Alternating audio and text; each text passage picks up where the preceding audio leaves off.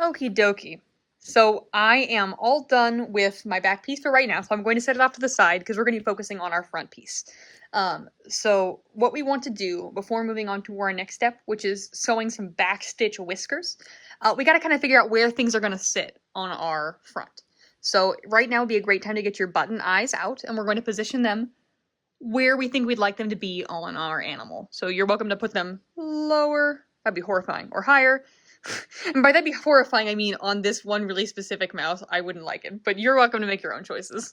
And now I'm going to use a pencil to mark out where I want some of the other things to happen.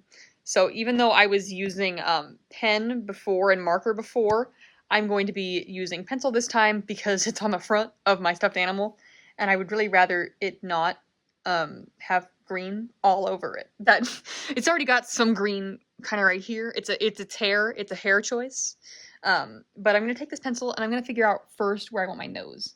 And I think I want my nose to be kind of low because of the way mice are shaped. So I'm drawing myself a little triangle. And we're gonna stitch ourselves a nose using the one new stitch in this project that we didn't learn earlier, but we're not doing that yet. So right now I've got a nose roughly positioned where I want it to be. So now I can use a ruler to mark out my whiskers. And no matter who you're making, what stuffed animal you're making, you need to have 4 backstitched whiskers. So you'll want to indicate some lines of where those are going to be placed. So I'm going to draw. Wow, that is not showing up at all. Okay. Cool. Oh, wait. Yeah, I can see that. That's good. I'm drawing 4 1-inch lines, and you'll want your whiskers to be about that long. Mine are extending off of the white, off of the face piece, and onto the body of the mouse, as whiskers are wont to do. And I'm going to draw all 4 of them before moving on to stitching.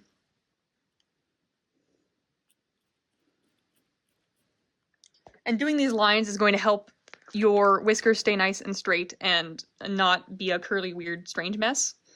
So you'll want to make sure to do this step. You'll want to make sure to do all the steps. If I'm being honest, all of the steps are a good place to start and do. So I was saying that like, oh yeah, you'll want to do this one, but you can ignore all the other steps, which is just not the case. So now that I've got my whiskers marked, I'm going to set my buttons to the side, and I'm going to get another color of embroidery floss. You can do your whiskers in the same color of embroidery floss if you'd like.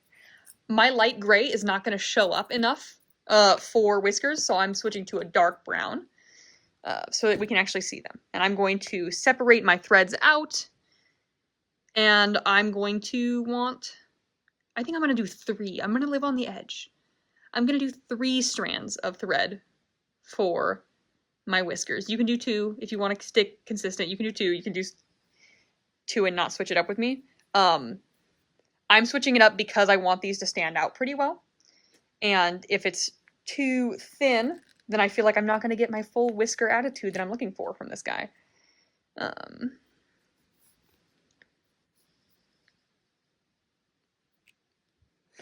I'm always afraid that I'm going to knot them irreparably while pulling the threads apart, and if that happens to you, it's okay, and we can just clip it off because we have more embroidery floss. But luckily, this was not that day. So now I'm going to thread my needle. Oh, I think I'm going to clip the end so it's nice and even because I got some stragglers. And my hands are green right now from the marker, so that's an occupational hazard I was not expecting to have today.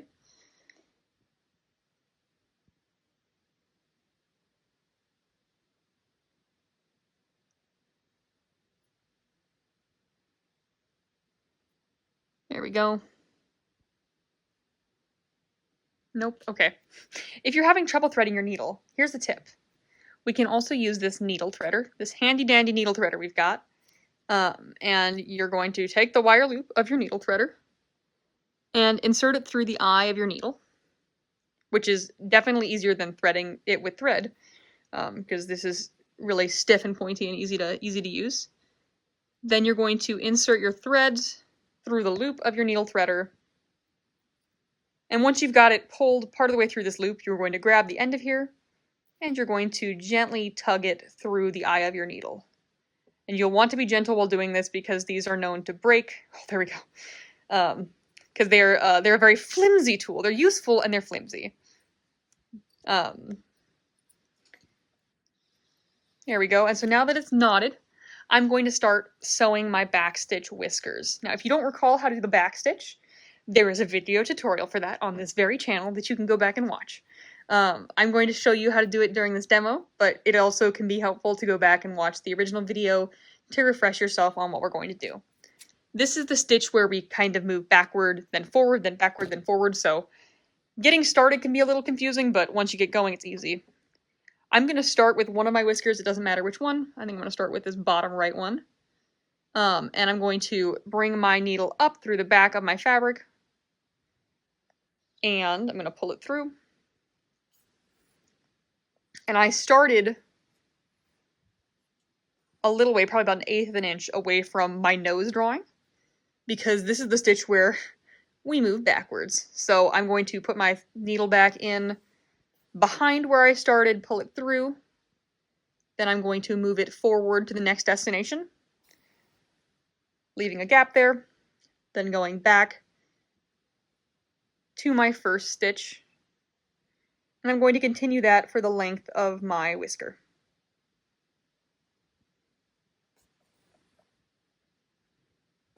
Ooh. So sorry.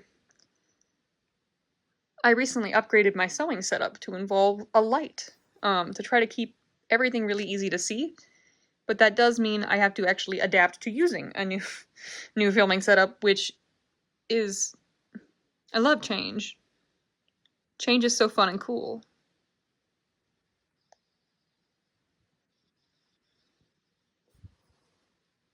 There we go, pulling it through, going back. And as you can see, I'm getting kind of towards the end of where I'm wanting to sew this whisker.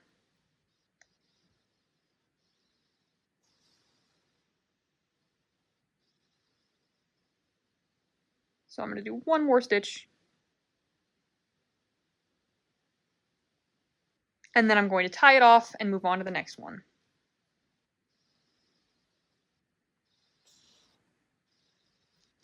There we go, that's a nice sized whisker, so I'm going to flip it over. And this time I can actually loop my needle through some of the threads that I've been sewing, which makes for a nice, easy place to tie a knot, because the threads are already ready to go. And once I've tied it off a couple times, I'm going to snip it and move on to the next whisker. And I'm going to go ahead and pause this video. I'd like you to repeat that step, and we will meet back up once we've sewn all of the backstitch whiskers.